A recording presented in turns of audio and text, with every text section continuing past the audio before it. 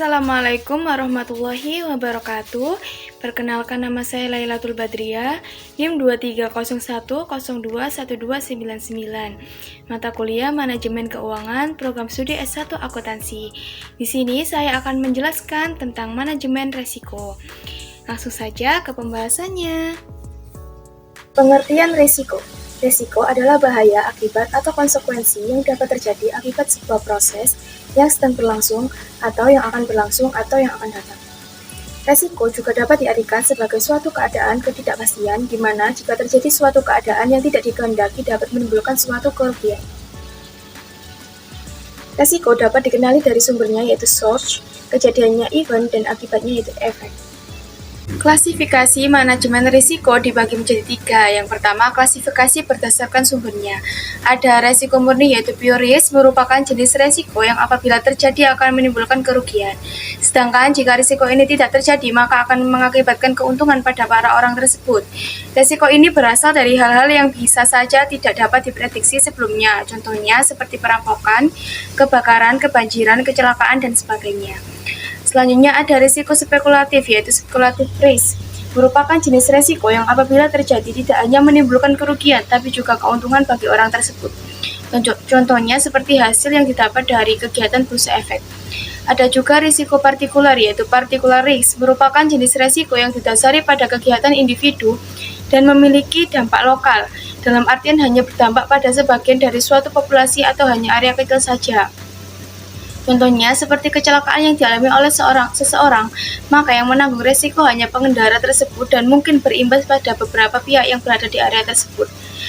Selanjutnya juga ada risiko fundamental, yaitu jenis risiko yang tidak disebabkan oleh manusia, melainkan bersumber dari alam dan memiliki dampak yang lebih besar karena cakupan areanya lebih luas. Contohnya seperti bencana tsunami, angin, topan, longsor, gunung meletus, dan sebagainya. Kemudian ada berdasarkan sumbernya, ada risiko internal, merupakan risiko yang berasal dari dalam badan usaha atau perusahaan. Contohnya di perusahaan seperti kerusakan pada mesin. Ada juga risiko eksternal, merupakan risiko yang berasal dari luar badan usaha atau perusahaan. Contohnya seperti pemadaman listrik yang berada di luar kendali perusahaan. Dan yang terakhir ada berdasarkan pengaliannya. Ada risiko yang dapat dialihkan kepada orang atau pihak lain. Contohnya seperti asuransi. Dan ada juga risiko yang tidak dapat dialihkan kepada orang atau pihak lain.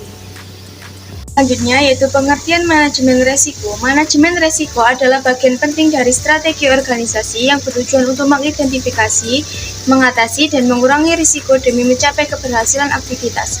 Fokus utamanya adalah memahami faktor-faktor yang dapat memberikan dampak baik positif maupun negatif pada organisasi serta meningkatkan kemungkinan sukses dan mengurangi ketidakpastian. Tujuan manajemen risiko. Tujuan dari penerapan manajemen risiko adalah untuk mengurangi berbagai risiko yang berasal dari lingkungan, teknologi, manusia, organisasi, dan politik melalui proses identifikasi, penilaian, mitigasi, monitoring, dan evaluasi. Selanjutnya ada prinsip-prinsip manajemen risiko. Yang pertama ada manajemen risiko melindungi dan menciptakan nilai tambah. Yang kedua, manajemen risiko adalah bagian terpadu dari proses organisasi. Yang ketiga, manajemen risiko adalah bagian dari proses pengembalian keputusan. Yang keempat, manajemen risiko secara khusus menangani aspek ketidakpastian. Yang kelima, manajemen risiko bersifat sistematik, terstruktur, dan tepat waktu. Yang keenam, manajemen risiko berdasarkan pada informasi terbaik yang tersedia. Yang ketujuh, manajemen risiko adalah khas untuk penggunaannya. Yang kedelapan, manajemen risiko mempertimbangkan faktor manusia dan budaya. Yang kesembilan, manajemen risiko harus transparan dan inklusif. Yang kesepuluh, manajemen risiko bersifat dinamis, berulang, dan tanggap terhadap perubahan. Dan yang terakhir, manajemen risiko harus memfasilitasi terjadinya perbaikan dan peningkatan organisasi secara berlanjut.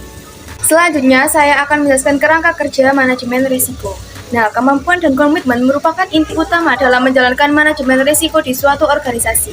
Artinya, sebelum melangkah ke tahapan lain, organisasi harus memiliki sumber daya yang memadai dan komitmen yang kuat dari pimpinan serta seluruh anggotanya. Dari pusat tersebut, ada 5 elemen utama yang saling terhubung, yaitu yang pertama ada integrasi. Manajemen risiko harus diintegrasikan atau disatukan ke dalam seluruh proses organisasi, tidak hanya menjadi tugas satu divisi, tapi menjadi bagian dari budaya kerja sehari-hari.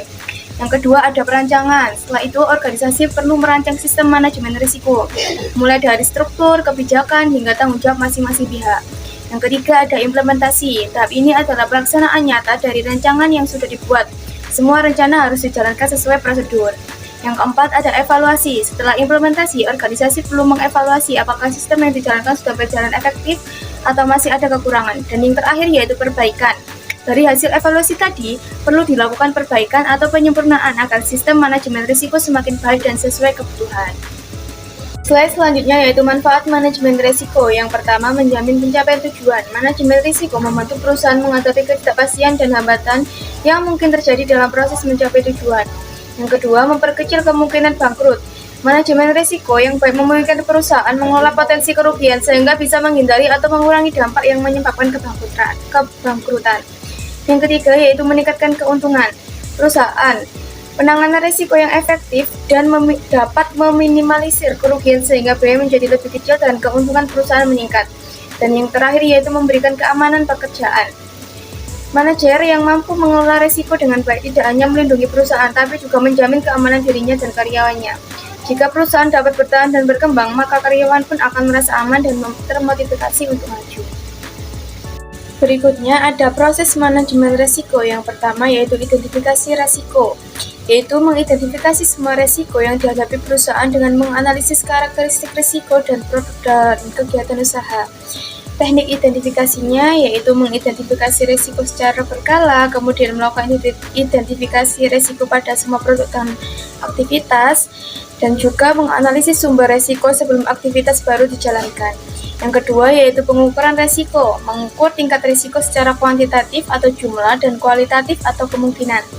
Tindakan yang perlu diperhatikan saat pengukuran risiko. Yang pertama ada evaluasi secara berkala terhadap kesesuaian asumsi, sumber data, dan prosedur yang digunakan, minimal secara triwulan. Yang ketiga ada pemantauan risiko. Pemantauan risiko dilakukan untuk menentukan prioritas risiko berdasarkan kepentingannya terhadap perusahaan. Hal ini penting karena keterbatasan sumber daya membuat perusahaan harus memilih risiko mana yang dihadapi terlebih dahulu.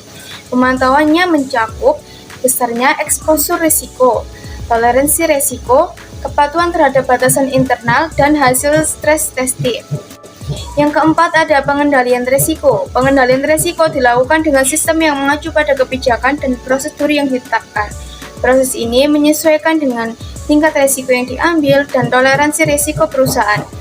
Metode pengendalian bisa berupa mitigasi risiko seperti lindung nilai atau hedging dan penambahan modal untuk mengurangi potensi kerugian. Dan yang terakhir ada monitor dan pengendalian. Monitor dan pengendalian penting dilakukan karena memastikan pelaksanaan pengelolaan risiko berjalan sesuai rencana, memastikan efektivitas dan proses pengelolaan risiko, dan risiko bersifat dinamis sehingga perlu dipantau terus untuk melihat perubahan profil risiko yang bisa menggeser prioritas risiko perusahaan.